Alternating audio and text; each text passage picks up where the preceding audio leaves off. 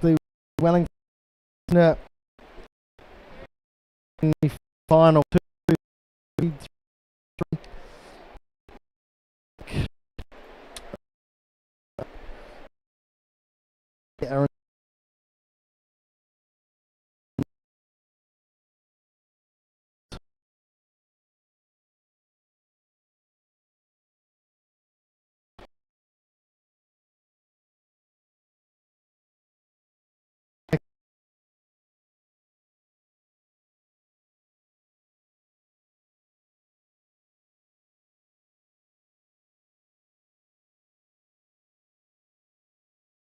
So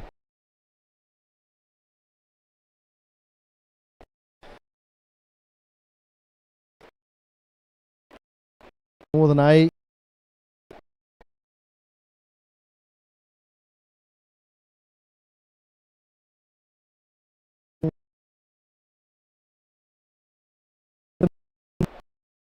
Six lengths.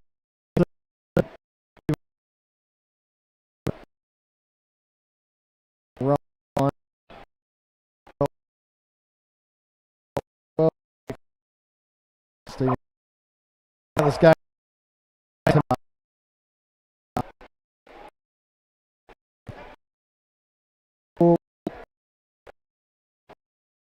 The Northern 8, so Southern to have a middle.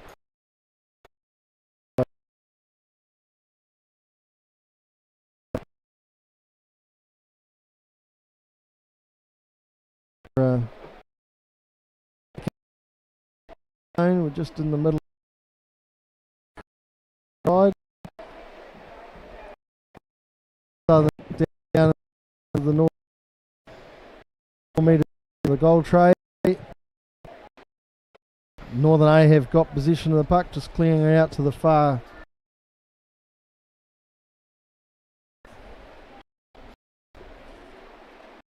Yeah, so this is going to be a very exciting game. So strap yourselves in, turn your volume up, and enjoy a great game of underwater hockey. Right, a big pass through from the Northern A centre, trying to feed the forwards. Southern A get it out to the wall and just tie it up, reset their formation, and now you can just see them starting to try and gain momentum to get going forward. And Northern A get it out in the wide water, just pass intercepted. And back down the far wall towards Northern A's subs bench, so you can just see a substitution going on here. So one out, once he pops through the surface with a snorkel, then the other one can drop into the water. Okay, referee's call. So that is budging against the white team. Okay, so Northern A will get marched back, Southern will get an attacking advantage puck. Back underway.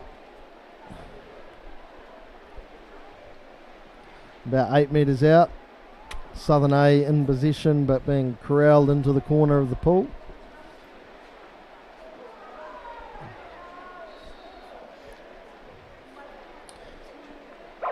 And so that is referee call back in that corner. That referee just at the back of the screen.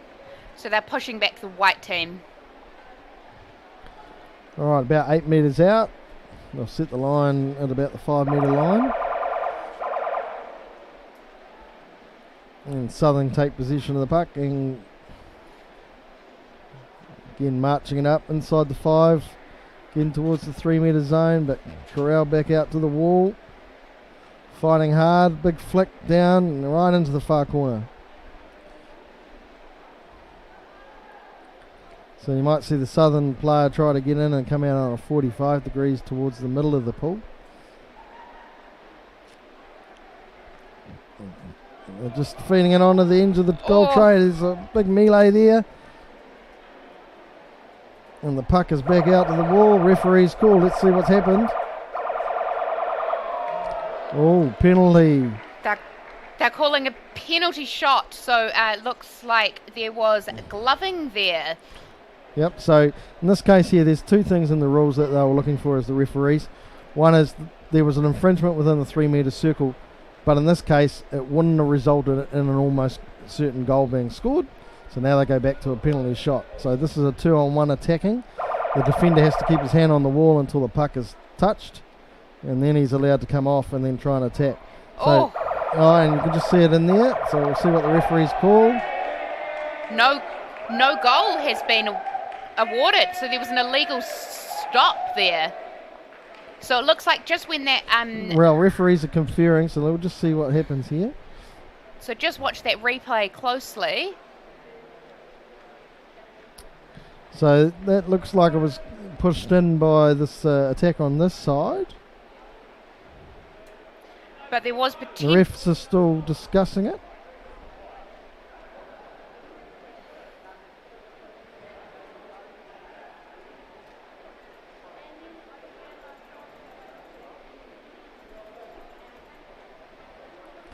Got to wait and see what they're going to call here, Lauren.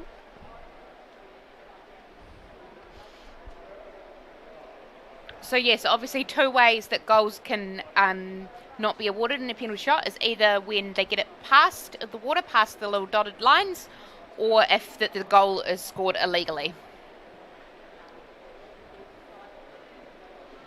And so in this case, the defender didn't get it all the way out. We're just looking at as to whether the goal was scored illegally, or that they didn't. It was when, so just when that white player came through, whether how legal that tackle was.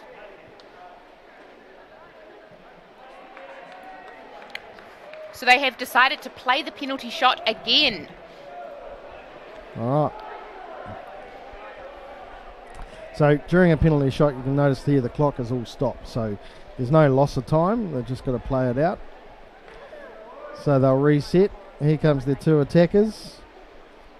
Basically, once the buzzer goes, that's when all can submerge. So if they go early, then that can be result in a penalty shot not being awarded, or being awarded depending on which team went down early.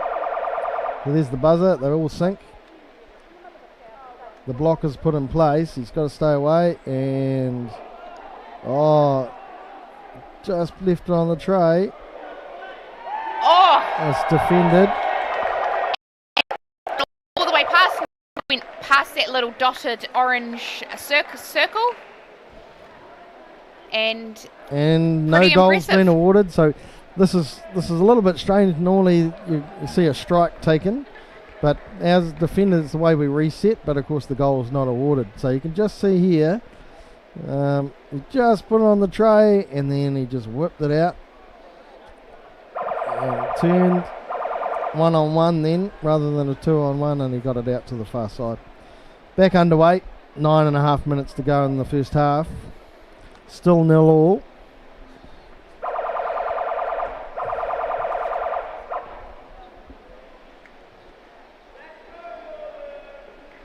So it's an obstruction call against the white team. Sorry, against the black team. Right, and I see David Torto from Portugal watching on the stream. So good evening, David from New Zealand. So one of the Portugal international players, and we're back underway. Yeah, so it's 10:30 in the morning across here in New Zealand. Yeah, great defence you saw there from Jake Hocking as the penalty shot defender for Northern A. Southern A, it's still 0-0. And that is a ref's call. All right, so somebody's just been dismissed from the water for 1 minute from the Southern A team by the looks of it. So Northern A will get the penalty.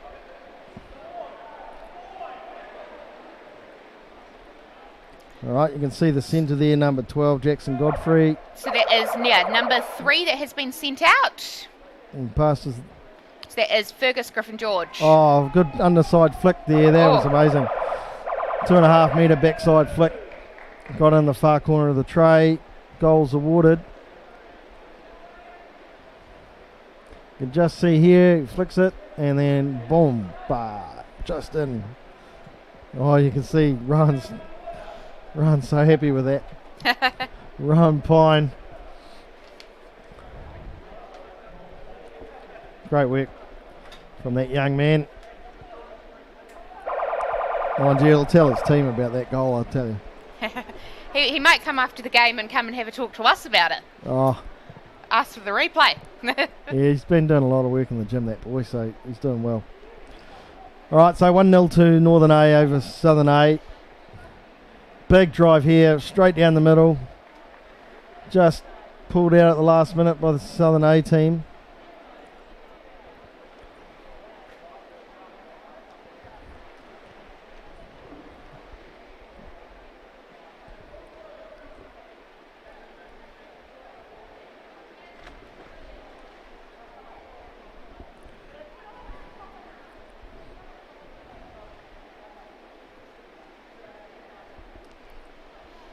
And so it's a bit unfortunate in this game that their tile colours are quite close together.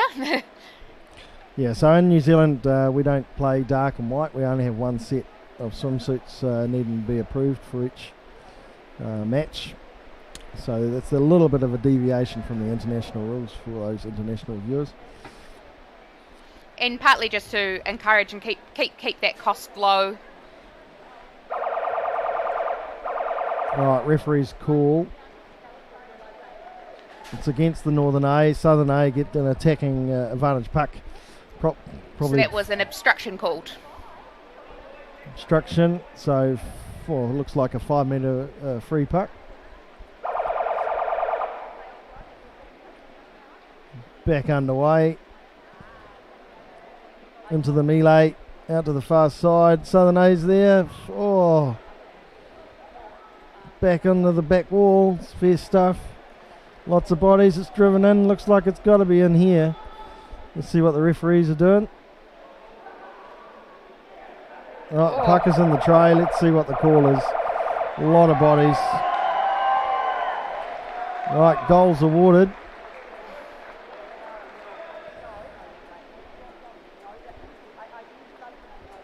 So they've awarded the goal to number 10. So Kit Vinning has been awarded the Nelson-based player.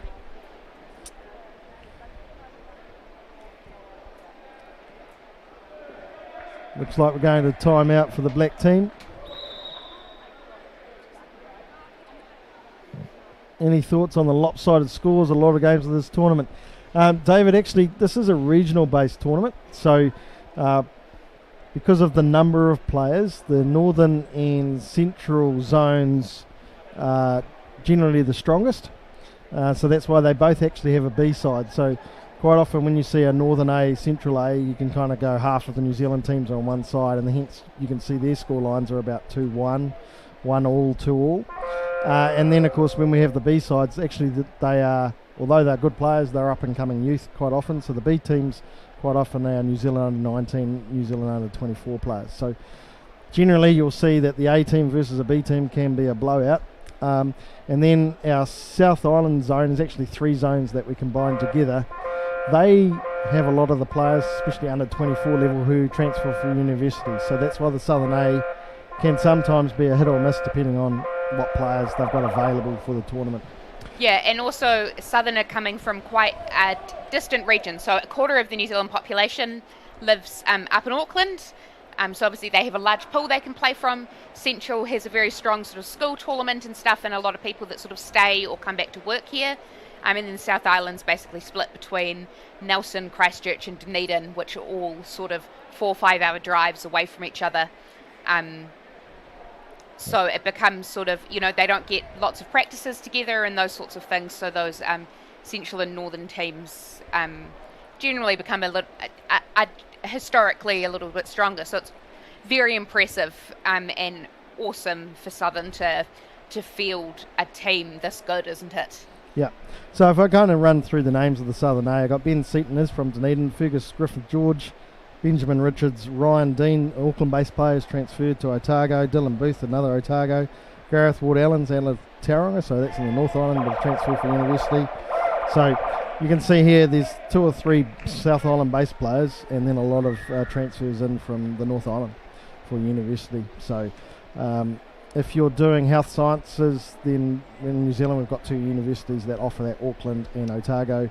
If you're doing engineering, then again it's Auckland and Canterbury, so that's why you see some of the myself actually, I trained at Canterbury University, so I was down there for 4 years or so as an engineer. So so that's a team timeout for the white team. They're just taking a nice minute break. Yeah, and you'll see, so Otago is actually a really popular university for those Wellington students to go to. So yes, obviously because they have a wide variety, Otago is a well-rated university. And of course Otago, or Dunedin's only, basically in term time is about 105,000, and out of term time there's only about 80,000 population in that city. So university has a big impact on that city. But they've really good underwater hockey club down there. They're well looked after. They've actually applied for funding for the Dunedin players to be at this tournament, which really helps, especially our university students, because a lot of them, it's the change of mum and dad paying the bills, and now they have to pay their own travel costs. And it's still a hour and a half so flight, Otago's got some really supportive trusts and things like that down there, and some of those players, those older players, are really good at looking after and applying for that funding for them. Okay, so back underway, 3.5 minutes to go in the first half. Northern leading 2-1.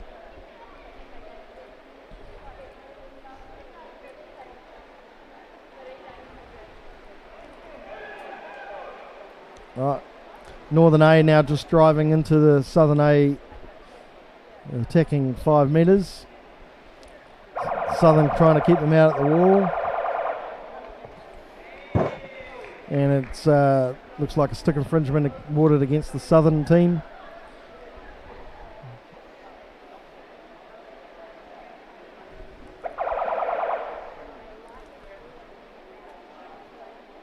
And we're back underway. The other thing, David, just with that is a lot of the New Zealand under-24 coaches have said that if you're a serious player, you need to be at this tournament. So that's one of the ways we're kind of making sure that in-between level of representative know that this is really important for their development to play at this level.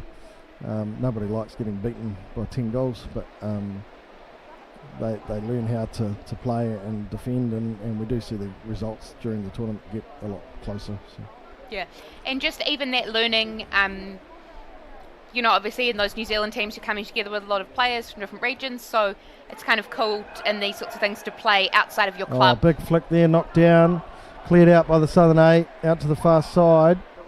Really nice sort of learning to work with lots of players, and those players are the same ones that hopefully you'll trial through those New Zealand teams with, and start to learn to work and learn the formations and learn how that New Zealand team starts working.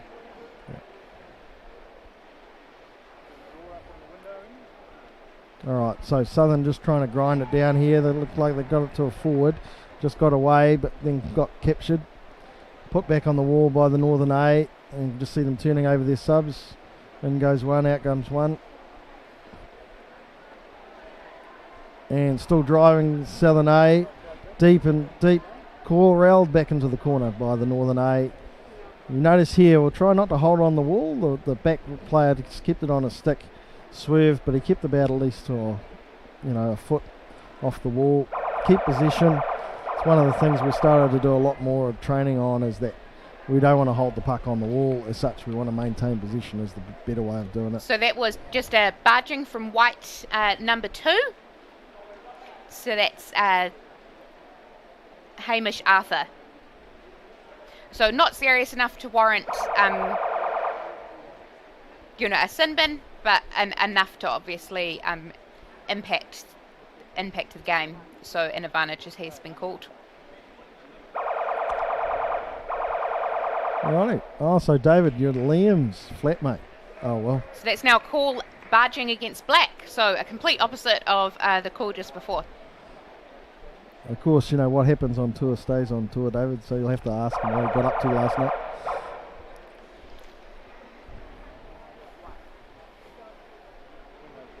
Alright, back underway. Northern A in possession, just driving up.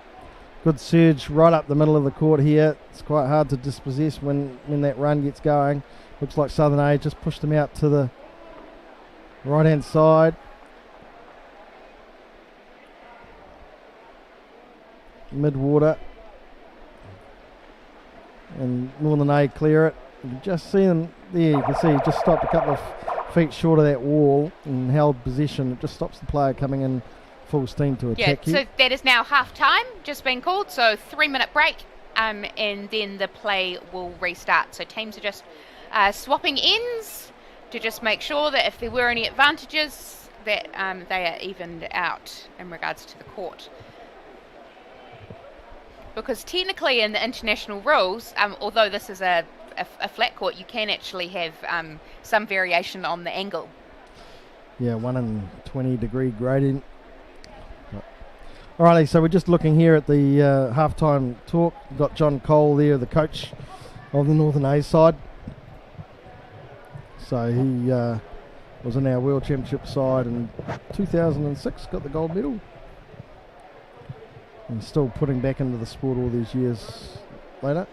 Number 5 there, Richard Tinkler, is the New Zealand men's captain at the moment. And also the captain of this team as well. Yeah. Yeah. So a lot of experience there, a lot of control.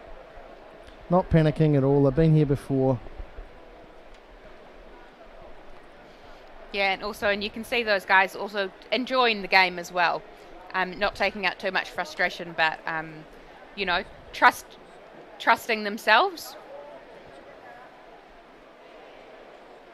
So 4 of the men's team in the Northern A side, and then just about every other player there is like the under 24s or a couple of under 19s there. Yeah, and the other thing, some of those men's players are incredibly supportive of some of those under 23 and under 19 players, and so for the past couple of years they've been having big camps with all of them.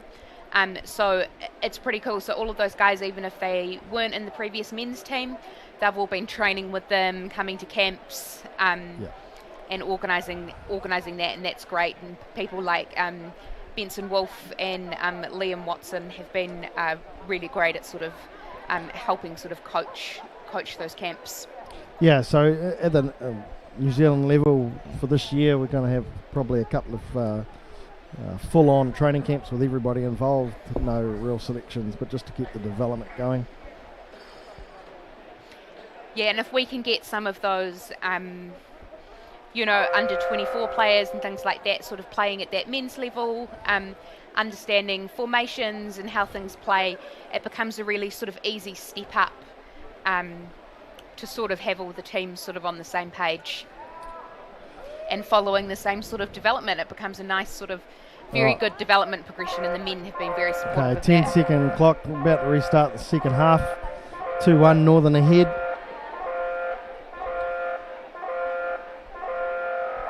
And we're back underway for an exciting second half.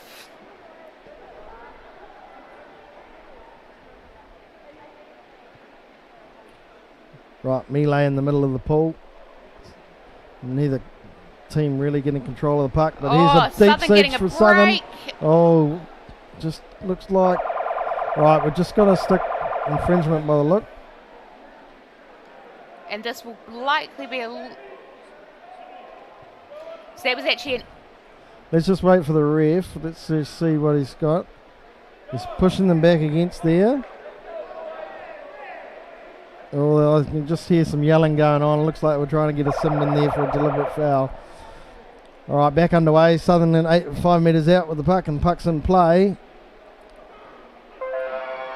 All right, we can just see a referee there. You can just see how quick they can break out. So if these guys get going... So that was actually a break there. So they left the line of the refs a little bit too early, so that is being taken back. Yeah. So if these... And a 1 minute sin bin being given because the players were actually warned at half-time. Right, so the forward there, number 9, Rowan Pine, takes a minute in the sin bin. We'll be furious, but they're back underway. So they will be back in the water at 12:38. Right, puck's gone in the corner, referee call. So the play is now 6 players against 5 in the water. And so this Northern team will have changed up their formation a little bit. Alrighty, so reset. Southern with the power play with the 6-on-5. You just see the forward jettison off the top wall. You can just see Serge has got onto the puck. Southern trying to get the puck back off him and Serge back. You just see they've been corralled back to the subbing side, which allows Northern to kind of rotate a couple of players in and out, give them an extra bit of advantage while they park themselves there. And they'll be trying to get through the time and keep attacking though. You know, best form of defence is attack, so they'll keep trying to surge forward and get into the southern zone, and then they'll have Rowan back in the water. They've just, so Rowan's just rejoined them. You can see him just coming in at the top of the screen there. So number 9's joined back in the play. Referee call. So barging against White.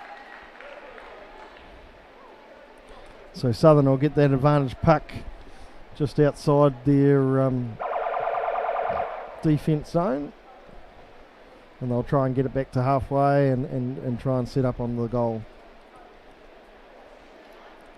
We'll just see, there's a good surge here. He's coming on the 45, but Northern A have just trying to pierce that puck through.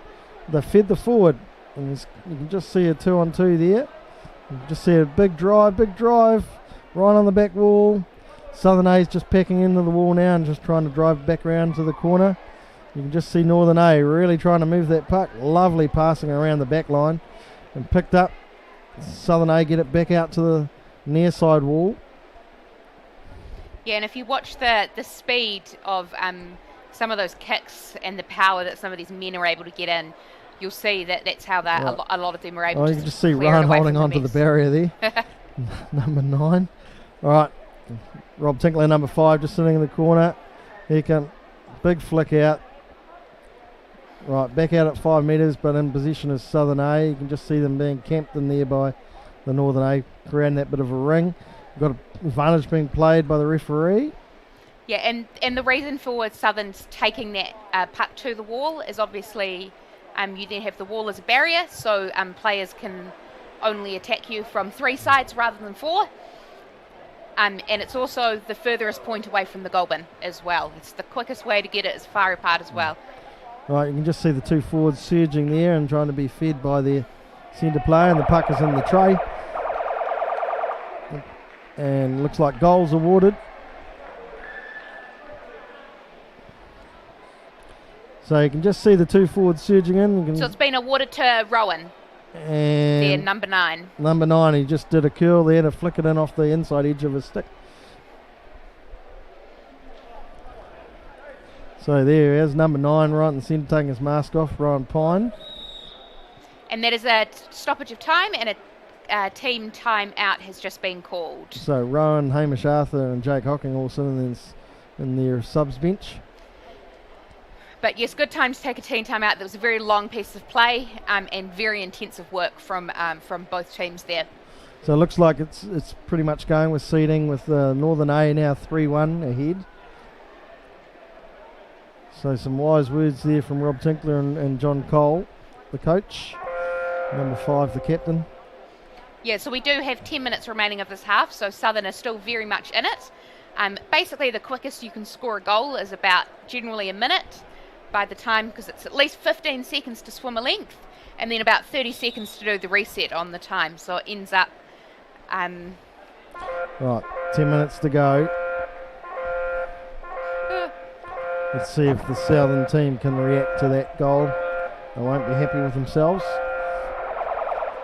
Back underway. So strong strike from both teams. The men in the middle. And referee's not happy. So 2 minutes. Awarded against White. Looks like a head shot. So the signal where the referee taps his head is kind of unsportsmanlike conduct, but generally it'll mean that the puck has been flicked directly at a player's body.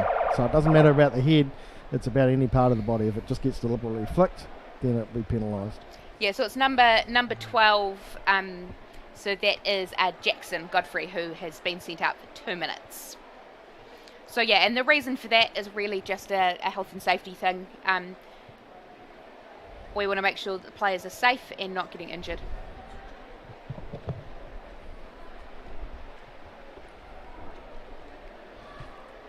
Yep. So there we go. Oh, I see some interesting comments. Who's this one about the Navy divers? Obviously been on the CMAS site, eh? Is it? Oh, right, yeah. It's actually wrong. CMAS, even the World Body gets it wrong. So, yeah, a guy called Alan Blake started the sport in 1954 or something or other. And now they actually called it octopus rather than underwater hockey. But nowadays everybody calls it underwater hockey. So. Yeah. So I do believe the Navy did use it as a training tool when the UK waters were too cold. No? So apparently that's a complete lie. It's a complete lie. No, I understand it was the Undersea Diving Club. So anyway, back on the game, and it's 3-2, 8 minutes to go. Southern A pushing hard, trying to push them back. But yes, it certainly was in the Northern Hemisphere that it first started. And in New Zealand, we're really lucky with, Tristan, who's just here as well, someone that's worked very hard, especially over the last 20 years, to get that skill program really strong. And we're very lucky to have that sort of development at skill level. Great surge here. Nice flick into the tray. Southern A get that goal back that they dropped. Watered. Cool. Looks like Number 8. Eli Campbell-Stokes. He's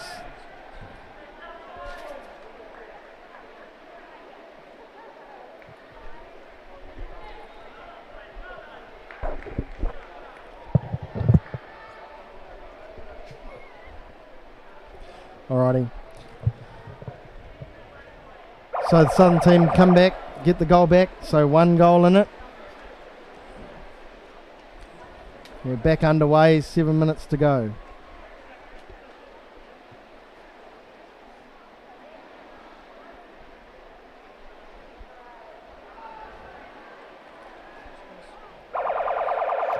So ref's call there.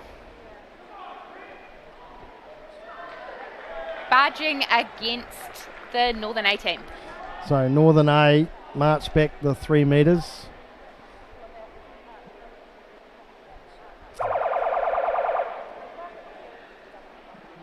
And Southern A back underway with the puck.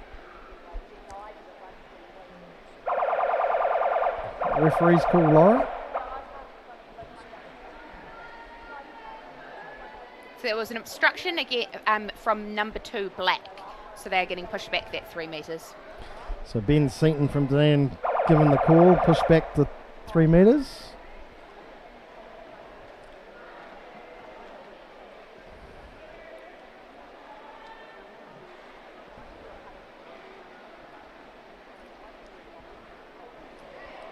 Oh, they're trying to feed the forward. Forward looks like he might have gone onto the puck. And just dispossessed by Northern A and taken back to the near wall.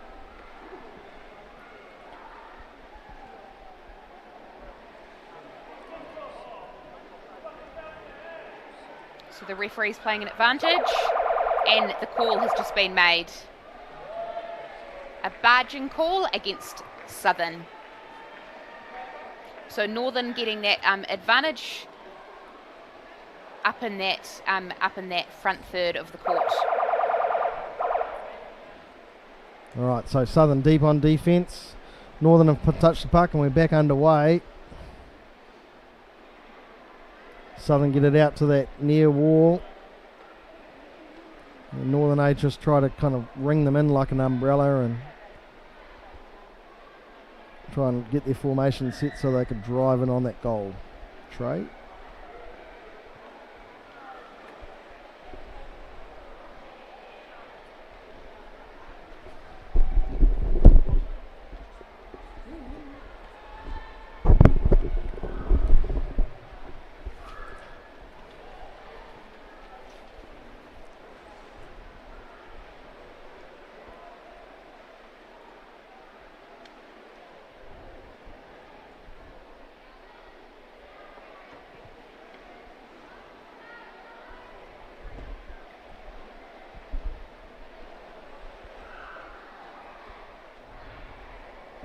So nice period of play here from both teams, and Southern just getting a little bit of a swim there. Right, you can just see the Southern team transitioning a whole lot of subs quickly there, and you can just see the forward lines surging, and it's quite often you can see that suddenly the whole lot of players have subbed at the same time. There's only 2 or 3 on the pool. I see David's just querying about sticks. So in the rule manual, there's basically a stick has to fit in a box that's 300 millimetres long by 100 millimetres wide. But in New Zealand, we actually produce a lot of plastic sticks, so they're all standardised. We did that again. A lot of that development happened between dorsal underwater hockey sticks many years ago. Basically to feed our schools program. We have about 900 secondary school players, so we've got to have at least about 2,000 sticks a year, and a lot of our suppliers have been selling them internationally as well. So sticks are kind of standardised. We've done a little bit of work with the pucks and the standard designs, and smaller hands can be slightly shorter sticks. So nowadays we kind of, we'll have a Stingray 260, so it'll be 260 millimetres long rather than 280 or 300. So. Yeah, and they change. They have a little curve on the end, and so just the shape of the stick is really just personal preference of the player, and so you'll find a lot of. Some will have nice little short sticks, and some will have those longer ones with bigger corners, bigger turns on them. So good drive here from Southern A, just been dispossessed by the Northern A, and they're still camping in their half. Obstruction being called against the white team, so Northern A gets marched back. A couple of their forwards will sub. And so that's a team timeout just being taken by the white team. Cool. So in terms of that sticks, David, they're pretty much standardised. Over time we've developed, some can be quite linear so that they can, and short, so people can actually invert their wrists. Generally they're all kind of curved with a little bit of an edge. But if you Google hydro.com, you can see a whole lot of different stick designs there that guys can purchase online, and they'll get shipped out. Yeah, and Liam, who runs Hydro Underwater Hockey, Liam Watson, a well-known sort of men's player who's helping with that sort of coaching and development now, and he also supplies a lot of sticks to Can-Am, which is a big underwater hockey sort of supplier worldwide.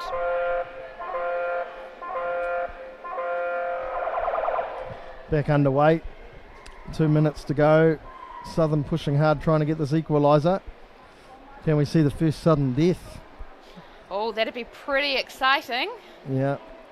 Well, actually, it's CMAS rules, isn't it? So we might go actually 2 periods of 5 minutes extra time. So anyway, I think Northern are trying to just look after this puck and get position. It's right in the middle of the court.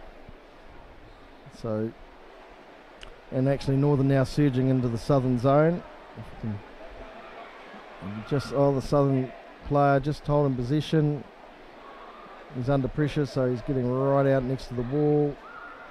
You just see this tactic here. They're not trying to put the puck right on the wall, they're just keeping it on their stick, trying to maintain position that way and control the game. Oh, big surge here, and the puck is in the tray. You can just see it pop in there. I'll wait and see what the ref's calling. So no goal has been awarded. So there's been a stoppage of time just by the refs. So in these last 2 minutes, we just stopped the clock. So we actually got 1:19 to go. Back underway.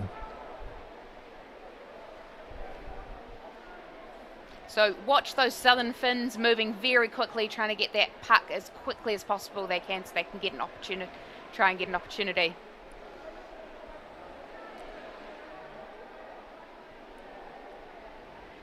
So good search here from Northern A, making sure they close out this game. They're right up in the Southern A corner.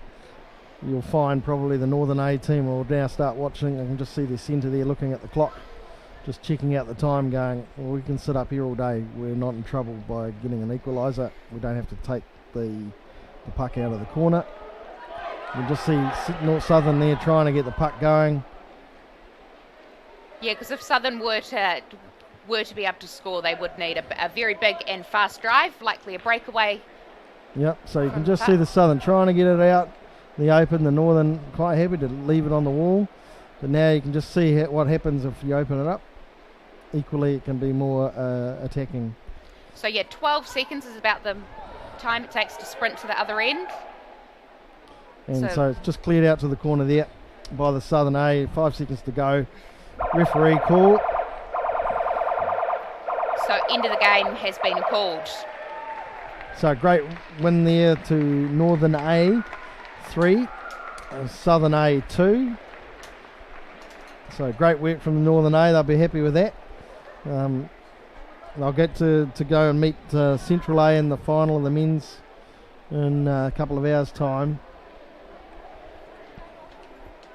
Yes, so that final is being played at 2:55 New Zealand time.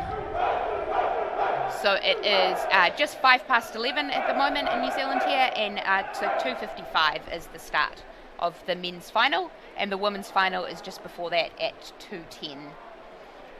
So the commentary will just be moving. The next ones we are going to be moving to the Underwater Hockey New Zealand channel, and we will be seeing you for the B final at 12:40 and 1:25 is when we will be seeing you back on the skysportnext channel. So 12:40 New Zealand time. It is currently 11:07. We will see you soon.